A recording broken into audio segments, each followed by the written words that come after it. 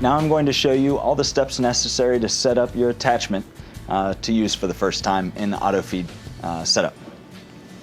So you will start by taking your loose screw gun that comes in the kit. In this case it's the 4,000 RPM model, but it's the same for both. The nose cone that is used normally to set depth of drive when you're driving loose screws needs to be pulled off.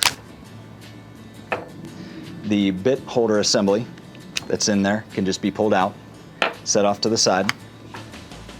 You need to take your coupler, that's the interface between the screw gun and the attachment. It needs to just slide onto the front of the tool, and you just push it until you hear a click. You also want to visually make sure that you've pushed it all the way down and there's no gap between these two parts.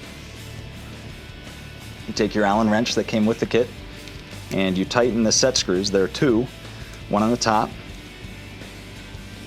and also one underneath. Make sure those are tight. Then you take the extension pole. The extension pole has a drive shaft inside of it. So you align the hex between the tool and the extension shaft and just push that down till you hear it snap into place.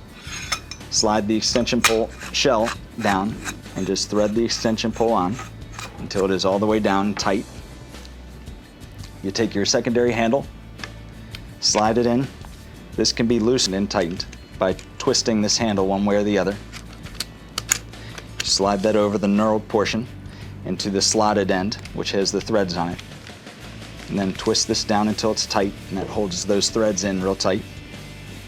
Then take your bit, put it in the end of the extension pole, slide it in place, and then the attachment, and slide it down over top of the bit. Again, pulling everything nice and tight, making sure there's no gap between this, and then there's just a thumb screw on top that you twist until it's tight. So now the entire attachment kit is put together and ready to go. Then you just grab a strip of screws that you're ready to drive. Make sure that you do have the nose piece set at the right setting. In this case, we're driving 1 3/4 flooring screws, and I have it set on the 1 3/4 setting, so that's all set.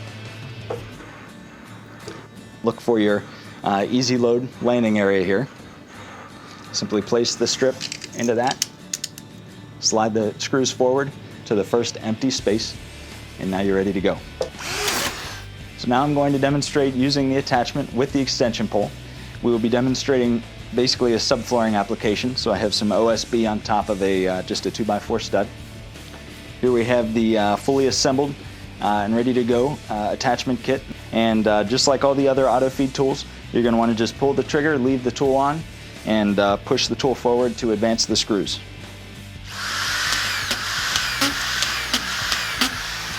So as you can see, that is a whole lot easier than walking around on your knees and driving screws by hand.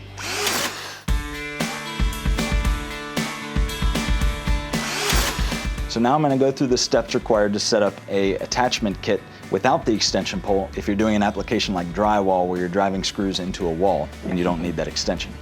Since we're not going to use the extension pole, we're not going to bother putting that on. You go right to the bit, take your bit, place it in the end of the tool. In this case, you have to push in until you hear it snap into place, and go right to the attachment head. Pull this down tight until there is no gap between the attachment or the adapter.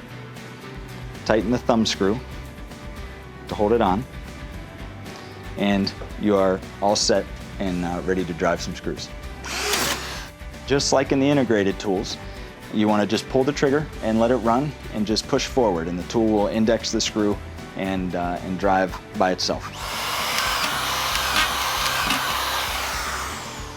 It's that easy. What you've seen today is Senco's Evolution and Revolution. All 10 brand new tools, all featuring our new corner fit technology. They're definitely going to be a real game changer, so check them out. You're definitely going to like them.